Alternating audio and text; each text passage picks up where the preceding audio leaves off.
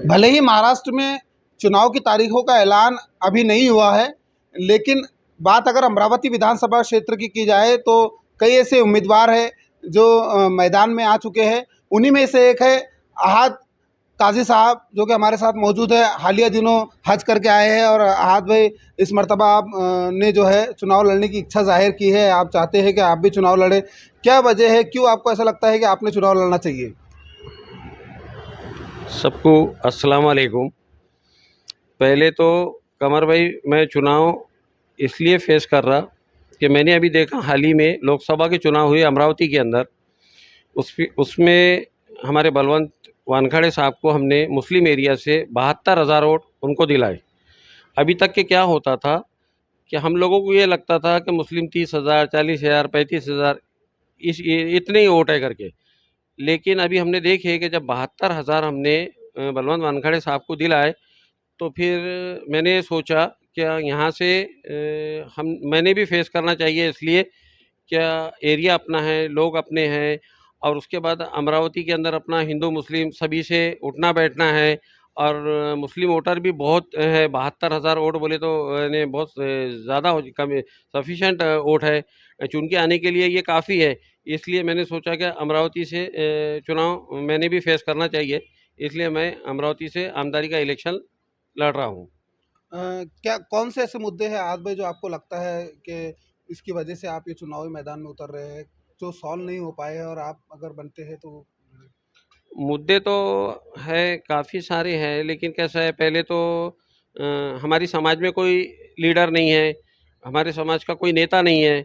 इसलिए ये भी सोच है कि हमारे समाज का भी नेता होना चाहिए, यहाँ भी लीडर होना चाहिए। दूसरे मुद्दे हमारे पश्चिम एरिया के मुस्लिम एरिया में जैसा यानी सब स्टेशन की ज़रूरत है, और वो अभी तक के हमारे यहाँ पे नहीं हुआ। ऐसे बड़े बड़े कॉलेजेस नहीं हैं यहाँ पे एजुकेशन के लिए, बच्चे आगे उनको बाहर जाना पड़ता, दूसरे एरिया में जाना पड़ता, वो भी एक मुद्दा है। तो ऐसे कई सारे मुद्दे हैं जो मैं देख रहा हूँ, और मैं अपने समाज, अपने मुस्लिम एरिया के, पश्चिम एरिया के लिए ये सारी चीज़ें तो करूँगा ही। और कुछ मतलब मैंने उधर सिटी के भी जो मुद्दे हैं, मतलब लोगों ने बताया मेरे को, जैसे मेरे जो फ्रेंड सर्कल वाले हैं, उनके भी मैं सारी डिमांड पूरी करने की कोशिश करूँगा, और समाज की सेवा करने के हिसाब से ही मैं इलेक्शन लड़ना चाहता हूँ। आज में कौन सी ऐसी पार्टी है जिसका आपको ऑफर आया है, जो या फिर आप जो है उस पार्टी तक पहुंचे हैं टिकट मांगने के लिए? कौन सी ऐसी पार्टी है?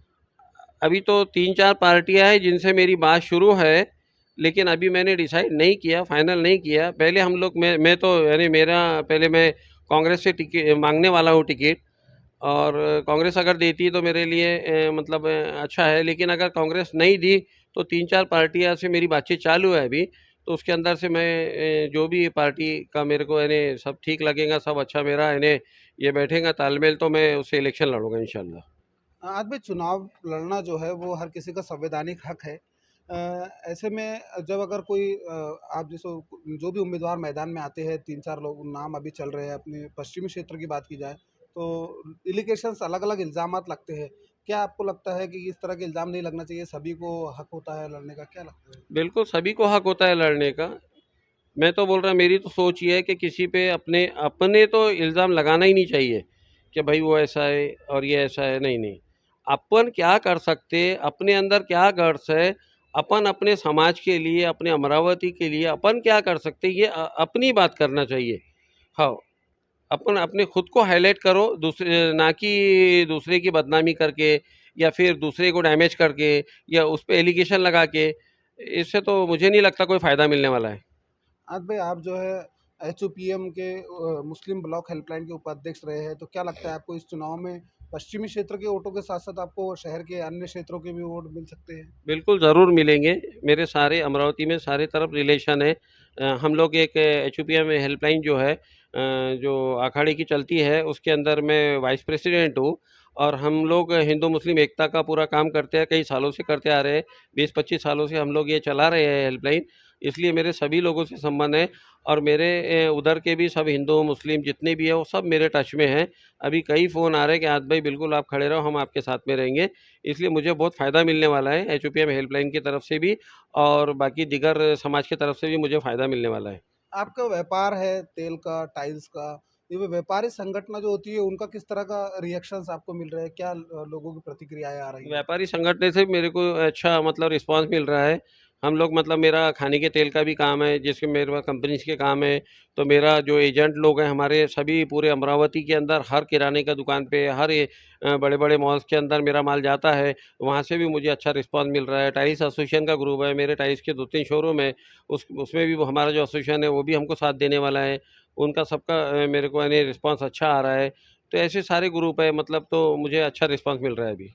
हाँ भाई, आप एक मजबूत उम्मीदवार और एक ताकतवर उम्मीदवार माने जा रहे हैं, तो ऐसा लगता है आपको कि आपकी वजह से कोई ऐसे सेकुलर पार्टी को नुकसान पहुंच सकता है, तो भविष्य में आप उसको समर्थन दे सकते हैं, ऐसा हो? नहीं, मेरे से नुकसान पहुँचने के लिए मैं तो अपना चुन के आने के लिए खड़े रह रहा, मैं किसी को नुकसान पहुँचाने के लिए नहीं खड़े रह रहा। हाँ, तो उसके बाद आगे जो है फ्यूचर में सेकुलर जो भी यानी मेरी समाज के हित में पार्टी ये जो भी है, तो मैं इंशाल्लाह उसको समर्थन दे सकता। इसमें कोई शक नहीं है। अगर सरकार किसी की बन रही है और वो सेकुलर है अगरचे, और जो हमारे सभी समाज को लेके चलने वाला इसी पार्टी कोई अगर आ रही है ना, तो उसको हम लोग समर्थन देंगे। देखने में आता है कि कई काबिल लोग जो है उनको कोई पद नहीं मिलता है, या फिर उनको अब जो पार्टी में वो रहते हैं वहाँ पर उनको वो स्थान नहीं दिया जाता। आप अगर चुनकर आते हैं तो ऐसे लोगों को, जो काबिल है, जो एजुकेटेड है, उनको कौन-कौन से मंडल ये जो होते हैं उसमें किस तरह का स्थान देने वाले हैं? नहीं, मैं तो अपने जो कार्यकर्ता लोग हैं, अपने जितने भी करीबी हैं, मतलब मैंने जो लोग अपने मुस्लिम एरिया में अच्छा-अच्छा काम करते हैं, कई सालों से करते आ रहे हैं। जैसे हज कमेटी के अंदर हमारे यहाँ से कई सालों में कोई नहीं जाता। उसके बाद मौलाना आज़ाद बोर्ड है, मौलाना विकास बोर्ड है, मौलाना विकास बोर्ड है। ऐसे जितनी भी अपने माइनॉरिटी की जो तंजीमें हैं, माइनॉरिटी के बोर्ड है, तो इसके अंदर तो अपने लोग अपन ज़्यादा से ज़्यादा डालेंगे। और वो डालना भी इसलिए ज़रूरी है कि अपने यहाँ पे सारी जो स्कीमें हैं, माइनॉरिटी की जो स्कीमें हैं, ये लोग ही उसको हाईलाइट करके, ये लोग लोगों को बता के यहाँ से फ़ायदा मिलेगा उससे। तो मैं अपने जो कार्यकर्ता है, अपने जो मुस्लिम समाज के जो यानी जिनको जो दानिशमंद लोग हैं या फिर जो जुड़े हुए लोग हैं, उन लोगों को अपन समितिया में, बॉडी में, ये तो मैं इंशाल्लाह ज़रूर डालूँगा, बिल्कुल ज़रूर डालूँगा।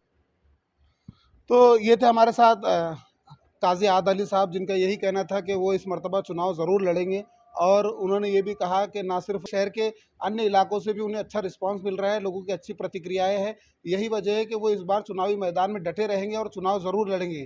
कैमरा पर्सन साकिब के साथ मैं कमर काजी, अमरावती।